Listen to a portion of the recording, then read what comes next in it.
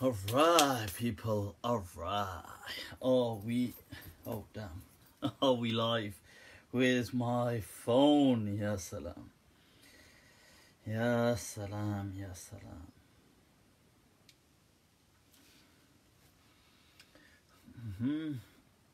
Un momento. Right, what have I... Just gonna share this.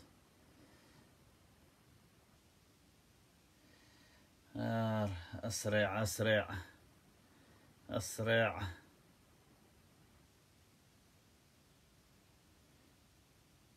Right, there is just there you go. I take it we are live.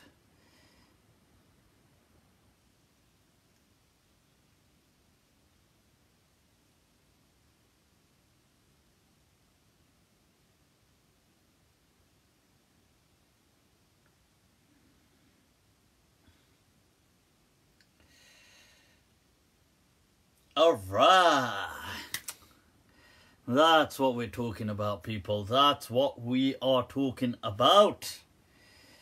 Inna alhamdulillahi wa kafah, wa salatu wa salamu ala rasulih al-Mustafa, wa ala ibadi alladhina irtada, wa man bihudahum ihtada, wa bi athari ahli al-madinati iqtafa, wa ba'd, fasalamu Allahi ala al-qawm, ahlan wa sahlan bikum. ومرحبا Juan Leute, bienvenidos a todos, Bakher Ragle, Khushamadid, and people, Swagatam, Swagatam. Oh, almost just spilled a drink here. Right, Marhaban bil Qawm. How are we, folks? How are we doing? So, what's going on, man? What's going on? Alright, people, Billy is in the house. Alright, doing it, Billy, doing it. There you go. Billy's in the house, people. My a partner in crime, shall we say. Alright, Wasim, Riz, Sajida, ahlan wa sahlan bikum, marhaban, Amir. Right, people tuning in, the usual, the drill. Click like, click share. Spread, let the fitan and fasad begin.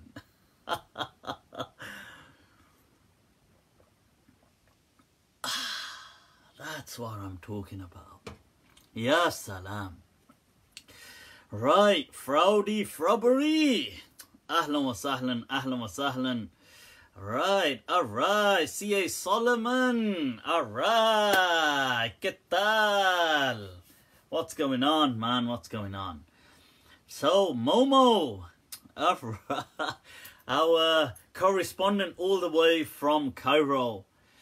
Right, wa alaikum assalam.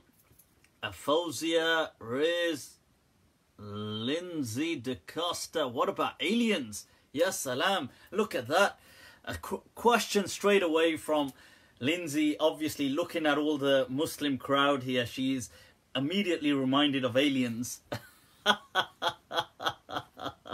So she immediately asks, what about aliens, people? What's going on with the aliens? Well, this is them. We are the aliens. All right, so happy birthday, Mufti G. Hi, you naughty. Well, it's actually tomorrow. So, yeah.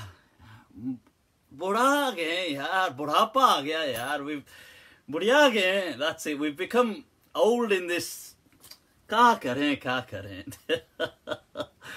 Well, it's all good, I guess, huh? So, what is going on? What is going on? I will be taking a look at today, a little later on, the, what is it? Islam Unboxed. Islam Unboxed Part 2, people. Part 2.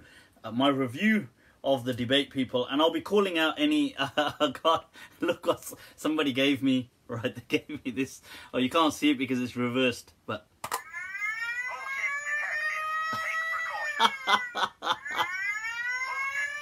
I don't think you can hear it properly. It says like, but it changes it. So.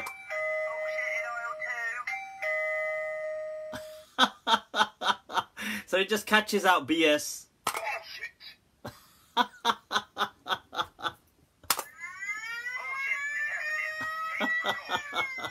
So anytime there's some BS, we can just go.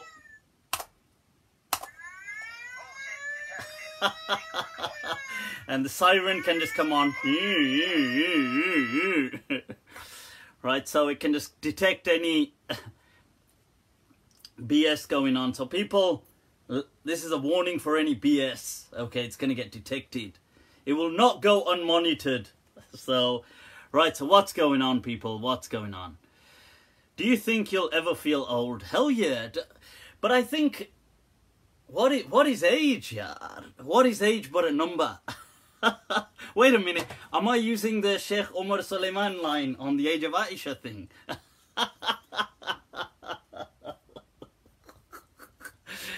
No, not in that sense. In that sense, it is age. But once you're beyond a certain age, then what is age but a number? That's what I'll say. And that, Your Honour, is my defence. The rest, my barrister can put forward. All I know is that I know nothing. This is what Socrates has taught me. The best defence case statement out there. Yeah, people, of course, you feel, but I think, you know, it's interesting because I think in society, the way society is shaped, we perceive age as a different kind of, I don't think it has to be felt like that, but I think so for example, people will say, okay, there's childhood, there's kidulthood, adulthood, then there's a phase where you're meant to be studying, you're in university, then there's a phase maybe like from 25 onwards, you're meant to be settling down, you're meant to be kind of embarking on some relationships, or you know, when you're about 30, you're meant to be looking for a home, you're meant to be maybe in your 30s now having children, you're meant to be, and then this societal kind of these expectations, I guess, but they then place pressures on people. One, they place pressures on people to kind of adjust to them, adopt them, but two, then if people, it limits what people can. So if a person is at a later age, he would not then want to study because he's assuming that I've passed that stage of studying, or I've passed that stage of, and that's not how it should play out in my understanding. So yeah, I mean, if you think about it, look at the legend Yusuf ibn Tashfin. Allah, a hero of mine, people. Yusuf ibn Tashfin. You know, when I was, I mean, I go to places, I travel quite a bit, and I go to Morocco time to time, and I know quite a few mashayikh there, scholars and other places. But I went to Marrakesh, and I went to visit the tomb once of Yusuf ibn Tashfin. And it was disheartening to see that the whole tomb was just, it was just left to, you know, it was just nothing. There was just like some kind of like some of those tin, you know, you get those tin sheets. We just had those tin sheets up, and there was, I mean, there was like a door, and there was some lady that you could tell, obviously, she said it was a family thing, and she just cleaned up, and you could tell she was very impoverished and poor, and there was nothing from the state or anything to take care of it. And I just looked at it and I thought, damn, what a legend of a man lies here, seriously. Those of you that haven't learned much about Yusuf ibn Tashfin, you have to check out my Al-Andalus series on YouTube. And so now in that I speak about when, because he was really a savior for Muslims at a point when Alfonso VI had really kind of spread his tyranny and his fear, the fear of Alfonso. I mean, I don't know if that's a name you can get afraid of, Alfonso. But it was. People were petrified of Alfonso VI. And then along comes Yusuf ibn Tashfin to the rescue. What a legend of a man he was, I gotta say. He was a legend. But when he crosses over into Muslim Spain from Morocco, Marrakesh, when he crosses over, he must have been probably about, I think he was about 67 or something. And in that age, wow, you know, he goes over. Allah, that is, you know, he was from this empire known as Al-Muravids, Al-Murabitun. And there's this epic scene where you have the Muslim ruler, the Muslim king, is kind of trapped inside his fortress, and Alfonso's kind of encircled the whole thing. And I mean, you have to check out the whole lecture to get the details. But there's an epic part where he's just really, you know, Muslims are petrified inside, and they're doing all of these things, and he's just winding them up, and he says to them that he stays there for like 2 months. This is like a historic fact, and he's like razed the villages to the ground that are surrounding villages, and burnt them, you know, looted them, destruction, and then he writes to the Muslim king inside, saying, well, do you want to give up the city? Because he says, you know, the flies out here have started to bother me. You know, knowing that inside these people are petrified, that there's probably shortage of food, maybe, I don't know, drink, there may be disease, because what people would do in the past, they would throw in dead carcasses and things like this to spread disease inside. So there's all this kind of fear, and he's writing that, you know, I tell you what, do you want to let me in? These flies have started to, you know, al-dhubab, these flies have started to bother me. Meaning that's your, and then he says to him, he says, if you're not going to let me in, then why don't you send out a fan? Look at the tantalizing people, the tantalizing. And look at the offers he gives him. He says, like, if you let us in, then I will I will slaughter you and your family, but quickly. What an offer. I mean, it's hardly that tempting. I mean, you know, the guy's having like cognitive dissonance. Like, should I choose? Not? I mean, I don't know. Can I phone a friend? Can I? Are there any other offers on the table here? Or so, and then out of nowhere, he gets this understanding where he writes back a simple. He flips that letter that he's received from Alfonso and writes a simple statement on it, people. Just 2 sentences. Just writes it, simple, sends it back. Alfonso reads it, gets his army, and leaves. Wow!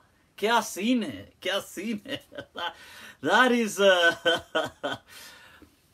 and this is one of those things that, what did he write, for God's sake? I mean, what did he say? That Alfonso just read it and just said, right, we're going home, lads. Turn around, off home. What is it that he wrote? Was it just simply, did he just draw around 2 fingers? Did he put like an emoji? What was it that, yaar, suspense kya hai? Yaar, ye mara ja raha hai hame. Yaar, ye suspense. What did he write? So what he wrote on there, he said to him that, so obviously they all spoke Arabic. It was an Arabic speaking country. So he said, Wallahi la tarji'anna bi jiyushik, that you will take your armies back. Or, because he'd asked him to send him a fan, he said, or I will send you a fan from the fans of the Murabitin. Allah. Alluding to none other than Yusuf ibn Tashfin in Marrakesh. And that is a legend of a story. And then, because the people you know, the stories, the tales had reached Europe, you see, about Yusuf ibn Tashfin. He was a Berber, kind of just almost like a kind of nomadic folk, but it risen to such esteem, and he built the city Marrakesh. Marrakesh was built by him, and it was made the capital of their empire. And right, so, and it's amazing, you know, it's definitely worth, I mean, I really encourage that you do either read up on it or check out my lectures on it, because there's an amazing part when he does travel across to him in the year 479 Hijri. He travels across, Yusuf ibn Tashfin does. And it's an epic tale, I gotta say. Epic, wow. You know, if some of the tales of Muslim history were to be dramatized, this was one, people. This is amongst the one. This is it. It's amongst them.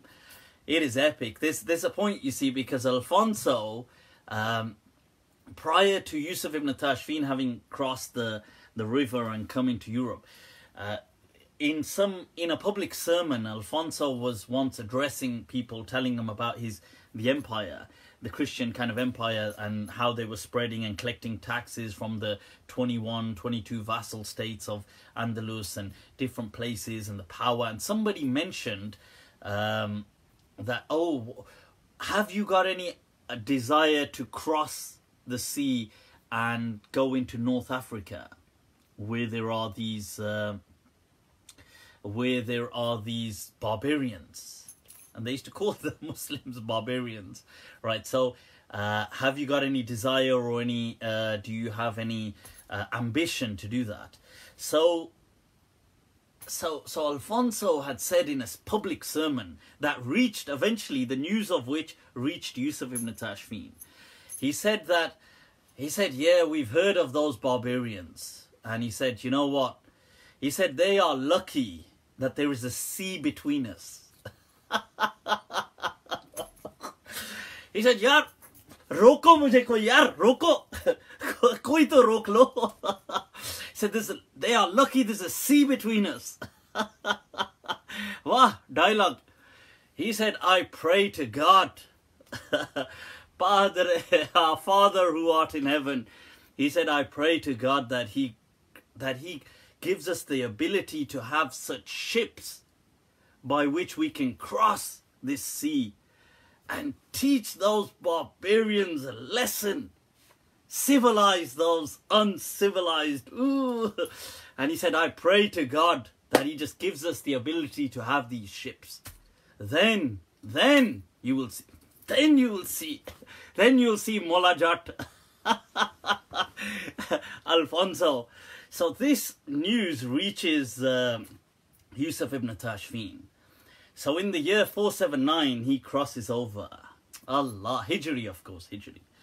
So almost about 1,000 years ago.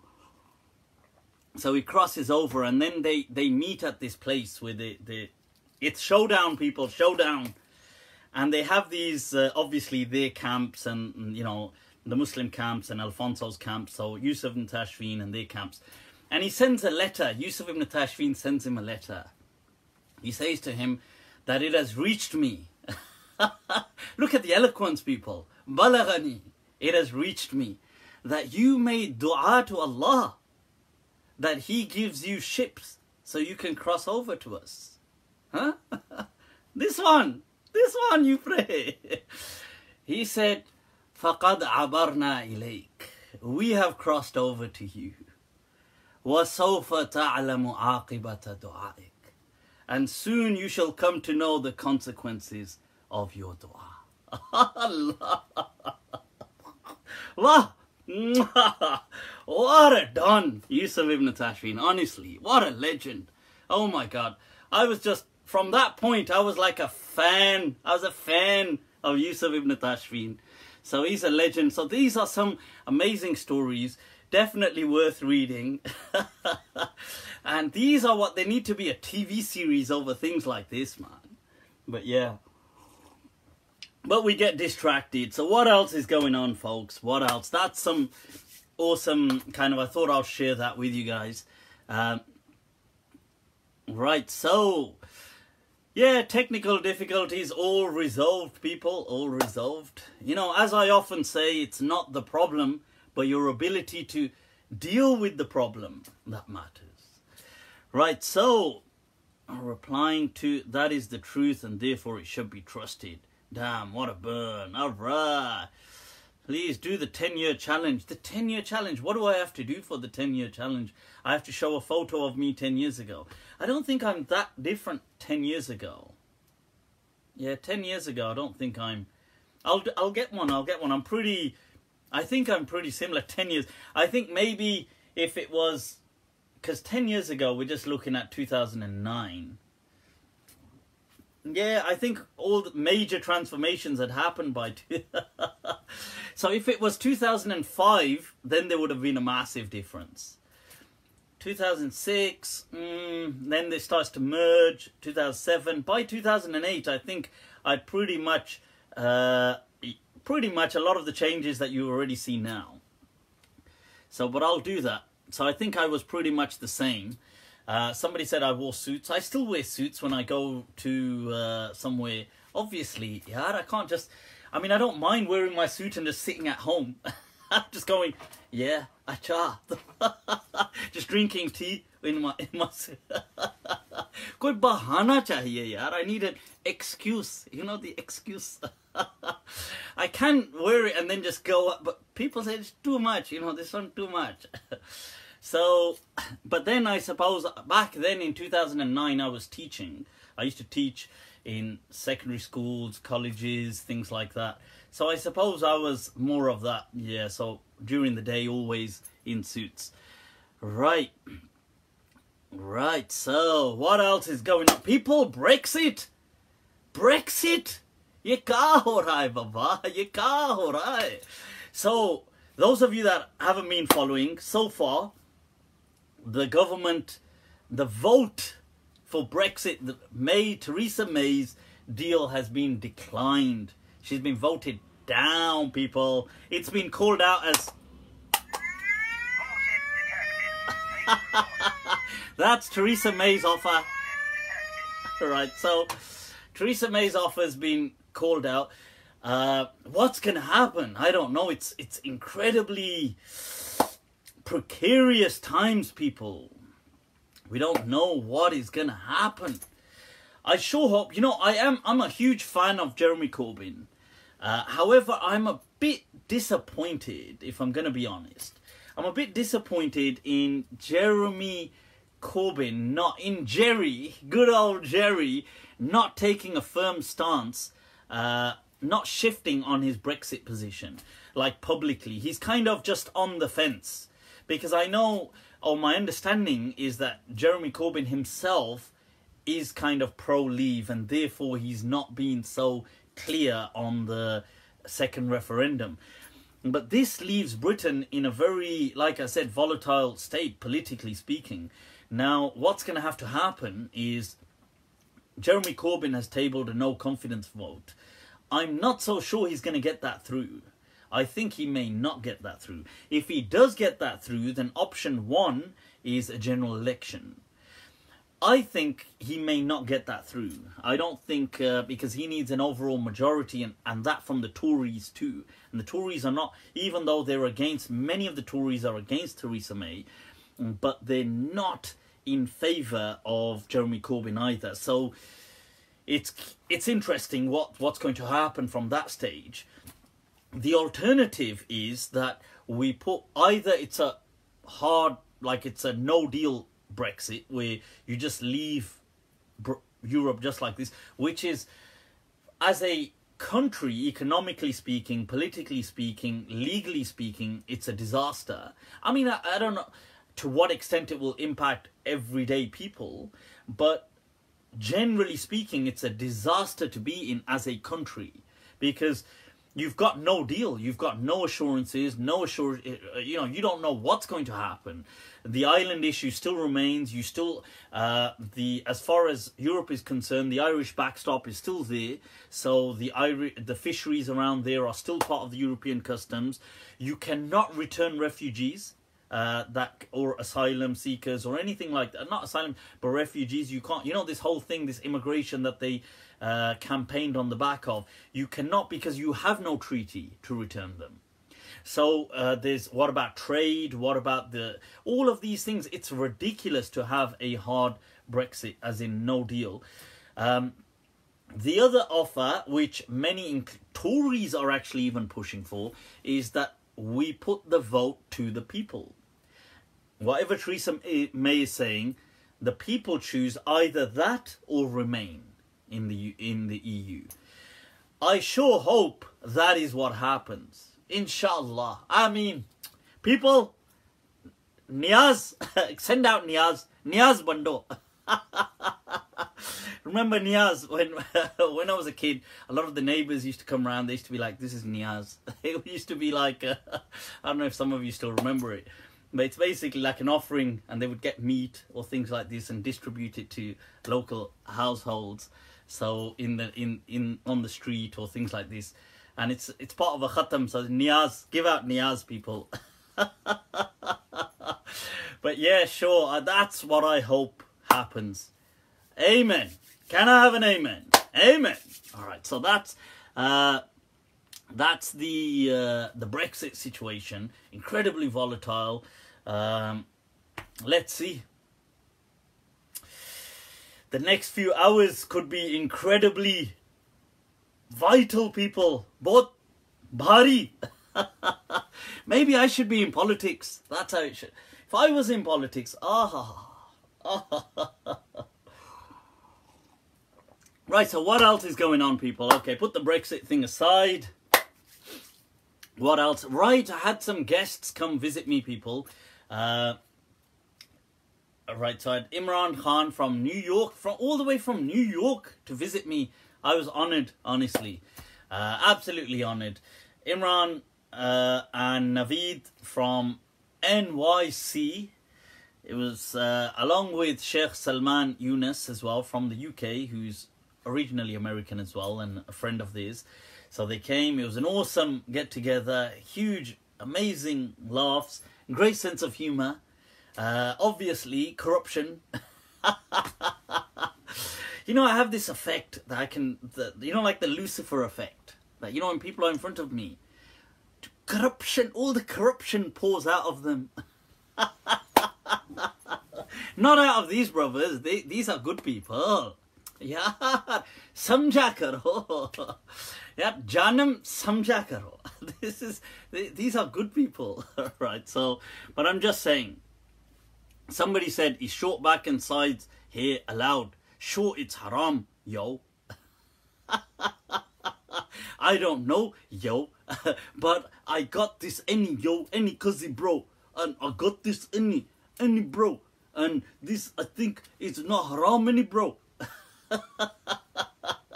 Any cousin, what's going on, any cousin?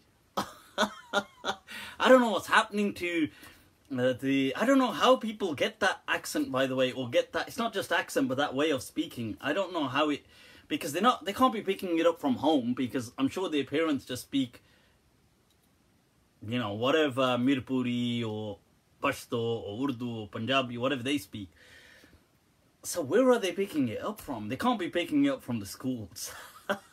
Any bro, no, it's my cousin, my cousin, Kasme, Raat Guznini Raat. This is the, so, right, so Ismail Malik, strengthen Mufti, I love you too, yar. I love you, yar. What God said to Ghulam Mirza Qadiani, I love you, yar. Love you too. So that's the, right, so, oh, sorry, did I not answer the guy on the short back and sides? Yes, of course it's halal. What do you think I'm sitting here with it on display for? Obviously, it's halal, god damn it. Anybody who says it's haram,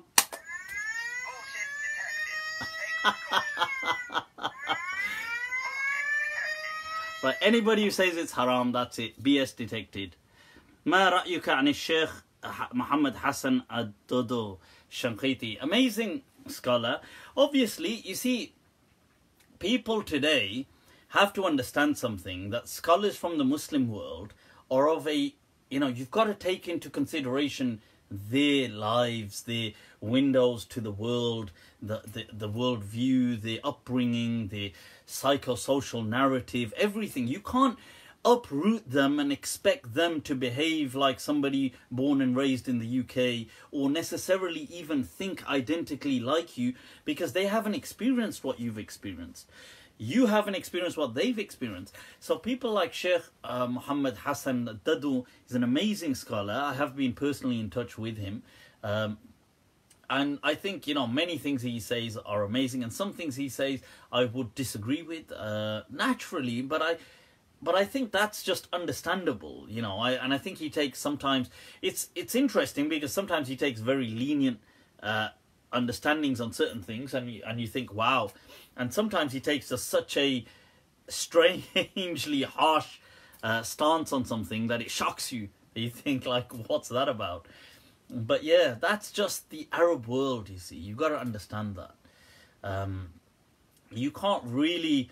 I think it's, you take the good, you take whatever you can, you benefit with it, but you have to, you got to be realistic. Don't start thinking now, because this person has said one thing, every single thing this person must say must always be 100% the best option for you. And especially for us in the UK or in the West. I don't think at all. I think we need homegrown scholars. We all crazy, dude. Hell yeah. Some follow-up questions. Women not praying on her period. You said women are not impure and not praying, then it's a blessing. Not impure and they feel fit and able, unaffected. Can she choose to pray? Somebody said, are they real books behind you? अबे यार काहे को शर्मिंदा करते हो? लिमाज़ा तुखज्जिलुनी? I use these to hide my stash of... This is... Right, people, these are real books. This is Al-Masalik, a commentary upon the Muwatta of Imam Malik by the Don of Muslim Spain, Qadi Abu Bakr ibn Arabi. Right, so you can see I've just opened this to a random... it's to do with sitting in Salah, okay? Right. Okay, so do you move the finger in tashahhud? Go on then, let's share something. And he mentions there's a hadith, right? Astaghfirullah.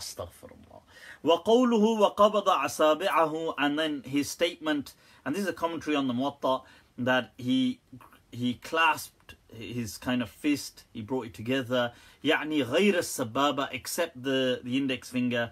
And then he says وَأَشَارَ بِإِصْبِعِهِ الَّتِي تَلِي الْإِبْهَامِ, and he moved the finger which follows the thumb, meaning the index finger.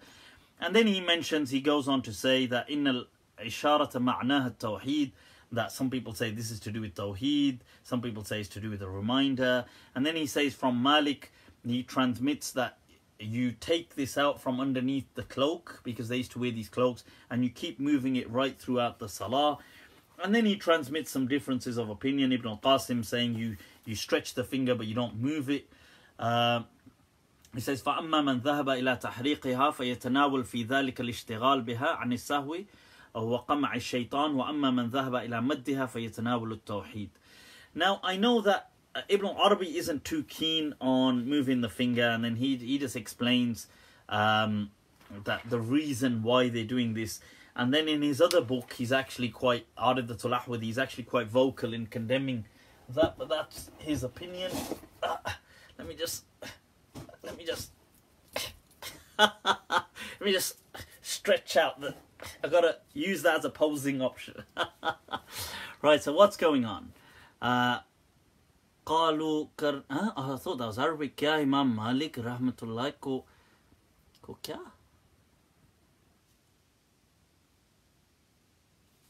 I didn't hear. I didn't understand. Follow करने वाले लोग जैसे आप हैं. Follow. अच्छा. मकबूल जी, follow. हमको क्या मालूम है बाबा आप follow लिख रहे हैं he said क्या इमाम मालिक को follow I thought यार ये follow क्या होता है यार ये follow आलू तो सुना है ये follow क्या होता है अच्छा follow अब आप काहे को अंग्रेजी को इसमें झाड़ रहे हैं बाबा how are we supposed to understand either say in Urdu or say in English now in between you're saying an English word but you're writing in Urdu अब हम confused हो गए हैं he's saying all the people who follow Imam Malik like you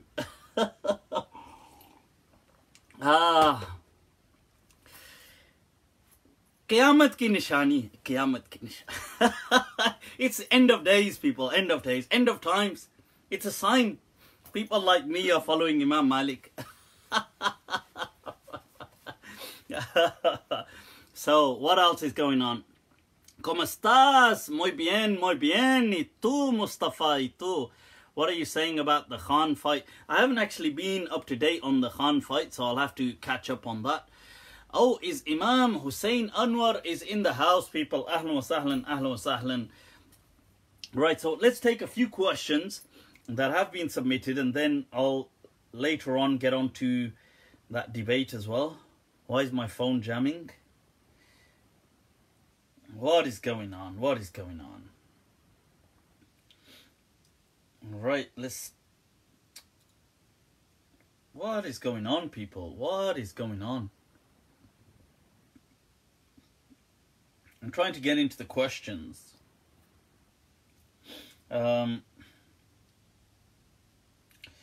Alright, so here they are. Set a challenge. Allah sets a challenge in Surah Baqarah. وَإِن كُنتُمْ فِي رَيْبٍ مِّمَّا نَزَّلْنَا عَلَى عَبْدِنَا فَأْتِي بِسُورَةٍ مِّن مِثْلِ وَادْعُوا شُهَدَاءَكُم مِّن دُونِ اللَّهِ إِن كُنتُمْ صَادِقِينَ. Right now,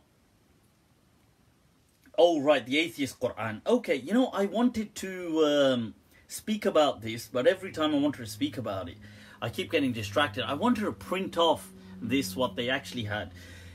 You see, this is ridiculous, right? Because this, this whole, I mean, I won't be able to do it justice right here because I don't have it in front of me, but I wanted to print it off and go through it with you. You see, what I can do is play a bit here for your... Gotta be careful. I don't know what might open. Oh, see, look.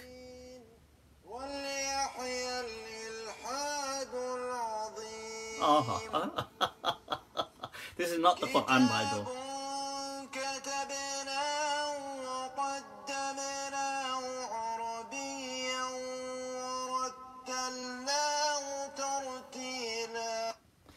You see, the thing is, you know, the actual Arabic that they go on to use here, there's nothing, it's actually quite, it's not even eloquent. But what he's doing is he's just reading in a way which people recite the Quran. So if we were to say anything like that, if a person was to say, وَإِنَّا قَدْ شَاهَدْنَا, and you're just reciting in a way anything, you're just saying anything, it doesn't, it's obviously going to sound like Quran to people who don't know Arabic or they don't know the Quran. So if you just say, you know, like, I don't know, anything. وَكُنْتُ بِمَا تَقُولُونَ بَصِيرًا. There you go. Just made up something. I was about what you know, I was aware of what you were saying or what you were doing or anything. If you're just going to read it in a rhythm, the rhythm is not what makes the Quran. Okay, you have to understand something. This rhythm that people do, this kind of what you have hadar or you have tartil or you have these different styles of recitation of the Quran is not the Quran. That's not what makes the Quran. Okay, the Quran is the content of the Quran. So you can, like, if we take a look at a simple verse that they say here. I'm just trying to load it up right there.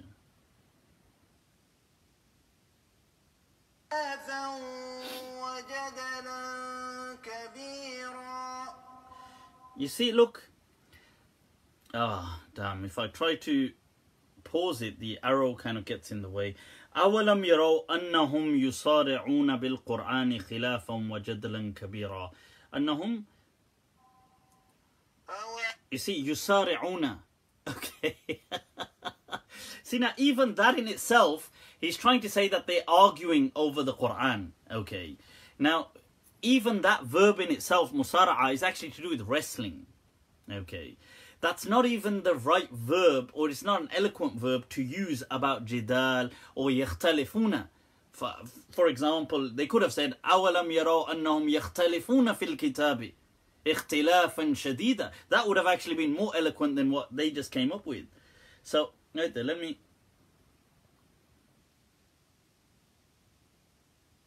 أَلَمْ يَقُلْ صَاحِبُكُمْ أَنَّ الشَّمْسَ اتَّخَذَتْ مِنَ الْأَرْضِ مَدَارًا. See, like this now. أَوَلَمْ يَقُلْ صَاحِبُكُمْ أَنَّ. You see, now that doesn't flow in Arabic. You see, anybody who studied Arabic can see that that doesn't flow like that. Says أَوَلَمْ يَقُلْ صَاحِبُكُمْ أَنَّ. See, now there needs to be a certain amount of stops. Now it doesn't flow. Obviously, to somebody who doesn't know Arabic like that, or to them they won't be able to tell, but that doesn't flow. أَوَلَمْ يَقُلْ صَاحِبُكُمْ. See, that's this ثِقل على اللسان. Right? أَوَلَمْ يَقُلْ صَاحِبُكُمْ أَنَّ. That this part is this ثِقل. Okay? Now, but anyway, the point is, أَوَلَمْ يَقُلْ صَاحِبُكُمْ. Now, this would have been easier for them to say either أَلَمْ يَقُلْ صَاحِبُكُمْ or أَوَلَمْ يَقُلْ لَكُمْ. Like, and then change that would have been an easier way for them to... This keeps closing on me. That would have actually been more eloquent than what they've said. Now, look. أَنَّ الشَّمْسَ اتَّخَذَتْ مِنَ الْأَرْضِ مَدَارًا. You see now... So what they've basically... Does your... don't you see that your companion had said to you that the earth goes round the sun? So this is... So that basically they've got loads of verses like this that I call them verses. None of them actually kind of have that flow, that rhyme. The Arabic is not so eloquent at all. It is Fusha, it is clear Arabic, but it's not eloquent Arabic by any standard. And it doesn't even have that fluidity of being it. But the only thing they're doing is they're reading it in such a way. You see, like that, like I said, you could just take anything. A person could just, like, let's just say, Tasheel. Now, let's just say this is a fiqh book, Maliki fiqh. Now, if anybody, I'm just opening it, this is to do with, I don't know, awliya, right? This is to do with marriage, this section. But if somebody just started reading it like, وَلَمَّا فَرَغَ مِنَ الْكَلَامِ عَلَى الشُّرُوطِ الْوَلِيِّ ذَكَرَ مَنْ يُقَدَّمُ مِنَ الْأَوْلِيَاءِ فَقَالَ وَقَدَّمَ فِي عَقْدِ النِّكَاحِ ابْنًا لَهَا إِلَّا إِنْ كَانَتْ مَجْنُونًا. Oh, and if you just start reading like this, it doesn't make it Quran. You understand? Just because somebody has a rhythm to their speech does not. And today, what's happened is because most people don't understand Arabic, which is, I suppose, a shame. So they associate Quran just with rhythm. And so if anybody's reading something, they just have to get a good qari who can recite, let's say, the Quran, and they read it in a style of like tartil, and people listening can't tell the difference. So they will say, we've copied the Quran. We've brought something like onto the Quran. No, you haven't. The Arabic itself is pathetic. The message doesn't carry through. There's no consistency. The way the ayat are construed, it's just so amateur. This is not anything like onto the Quran. But it's difficult explaining this because obviously you wouldn't understand, because if you understood Arabic, you could see it. So this atheist Quran thing is just a parody. It's just something trying to be funny, I think. It's not in any way rivaling the Quran, in any way. And I'm trying to be fair. It's not. The Arabic in it is poor. It's not like, the Arabic is Fusha, it's clear Arabic, but it's not eloquent Arabic. That's just the Arabic alone. let alone the fact that each one of the verses that they've brought doesn't kind of fit in with the ones they've brought each before it and after.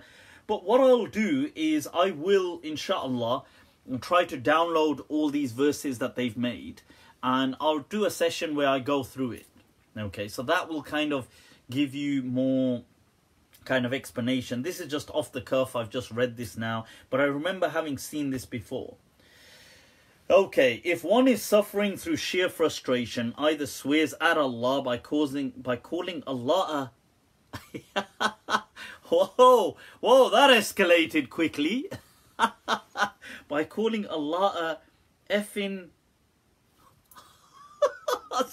astaghfirullah, tawbah. Ya Allah, send the punishment that way on them. On them, send it. Not over here. Over there. Or punches the Quran. Astaghfirullah. What the hell is wrong with these people? Why would you punch the Quran? That doesn't make any sense. That doesn't make any sense. What is... oh, damn, I've lost the question. Where is it? Oh, no, here it is. I seriously don't get this question. Somebody's angry, so he says, let me punch the Quran. Oh. I don't understand what the divine wisdom is. This is... I mean, it's... Is it kufr? Sherlocks. Calling Allah an effing, calling God an effing, this, and then punching the Quran. Is that kufr? Nah, Baba. Nah. This is, what did you expect as an answer? Like, ذَلِكَ مَحْضُ الْإِيمَانِ. That is the purest of Iman. Is that what you're expecting? I mean, what are you? I don't know what your expectations are. I don't want to fail your what you're expecting from me. So, is that kufr? Hell yeah, it's kufr. Obviously, I mean, you wouldn't call Allah an effing this, and then punch the Quran, and then wonder how many good deeds did I get for that. Saying, today I killed it. I nailed it today. The hasanat are on lock, people. This week I can just take off. Huh? You want me to say that again? Okay. Let's try to understand what frustration brother Hez Jamrock is going through. Right, is that his question? Where is it? Hez Jamrock. What could this mean? What could his question mean? Robin had said, who does that? You see, I don't understand what that means, but the only thing I'm understanding about the swearing, I don't know about punching the... I don't know why somebody would just punch the Quran, unless you mean they didn't know, like, let's say they just punching something and they happen to also punch the Quran. Like, you know, they're just angry, so they're just throwing things. Let's take that scenario. So somebody is angry, you know, he's like, oh, you know, oh, he's going through a tantrum. He or she. Nowadays there's gender equality, people, gender equality. He or she is going through a tantrum. They're like, oh, how dare you, oh, throw the books. So they happen to throw the Quran. If they throw the Quran just, you know, not intending to, they never really thought, they're just throwing something and there happens to be a Quran there, then that's not kufr, obviously. But it's not something good, but it's not kufr, obviously. If out of frustration, a person is upset, and let's just say they out of anger just react and they swear. This is what I'm trying to understand. They swear to God. Is that... So let's say a tragedy befalls an individual, so he swears to God. Yeah, I suppose that's just probably losing, you know, like if he's like, why have I run out of protein? Tragedy.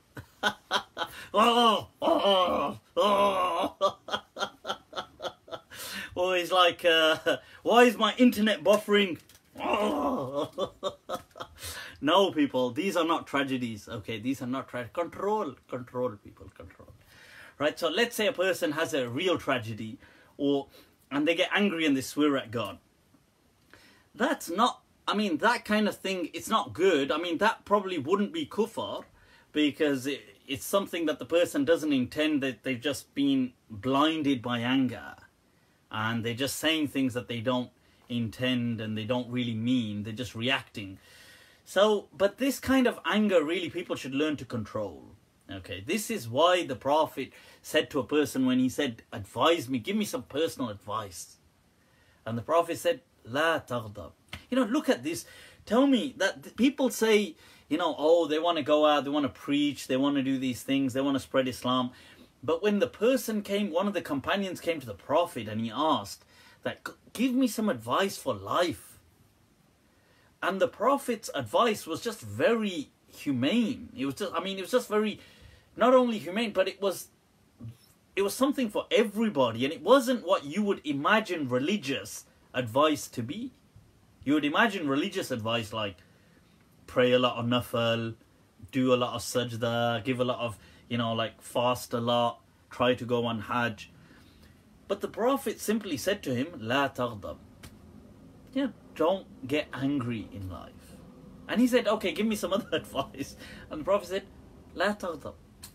Don't get angry in life. And he said it 3 times, because this will take him much farther in life, right, than, you know, and than anything else, really, than just praying and doing things. Because, yeah, anger, but yeah, so if it's done in blinded anger, these things are not kufr. That's the main thing, okay?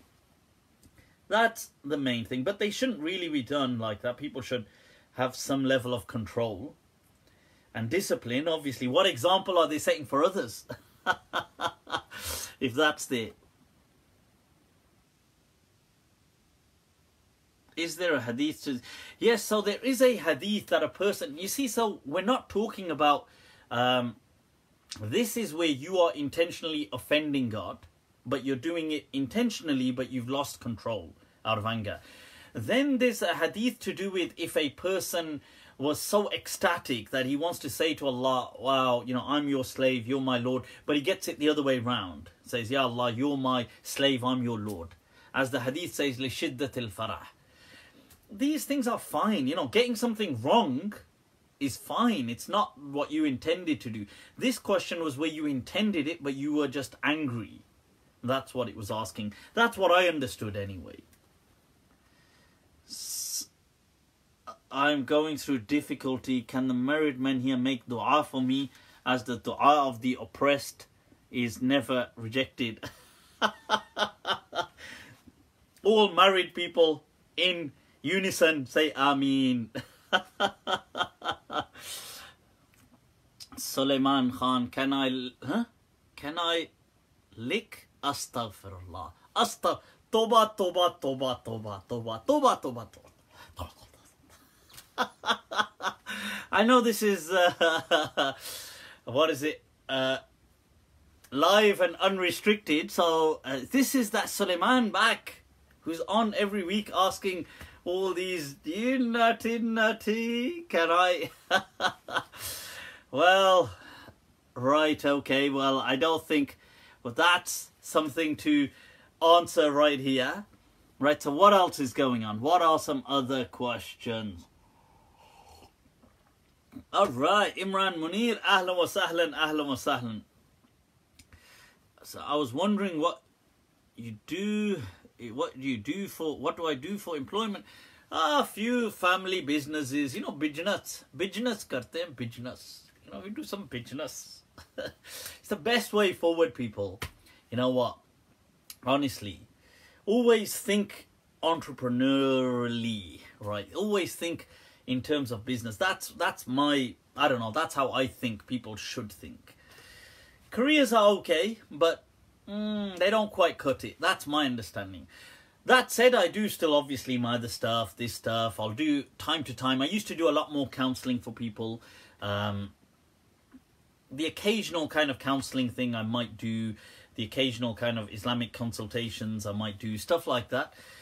But yeah, I've kind of brought them down a bit, but and I hope to take up the more Islamic teaching more formally, as in online classes and stuff like that, within this year. But yeah, Sheikh is teaching really a horrible profession. Is teaching, Elizabeth has asked, and you dodged my question. Oh damn, we didn't answer Elizabeth's question. Elizabeth's question was that a woman wanting to pray even though when she's on... You see, Elizabeth, because your question was about somebody so eager to pray, we thought you'd asked the question and then gone to pray. We thought all that eagerness bottled up to pray, and then you just asked the question, now you just gone to pray. Yeah. So, look, before I forget this question, let's answer it. So, do women that are on their menstrual cycles, we don't believe them to be impure, can they still pray salah? Now, what I'd answered last week was that because this was a charitable act from God, to reject it is frowned upon by the Sharia. Okay, so I would say that it's not right for them to pray if it's been forgiven for them and they've been told not to pray as an act of ease. Then it's like somebody saying that, look, you know, it's like somebody says, you know what, I'll tell you what, you guys, you've done an excellent job, you know what, you get tomorrow off.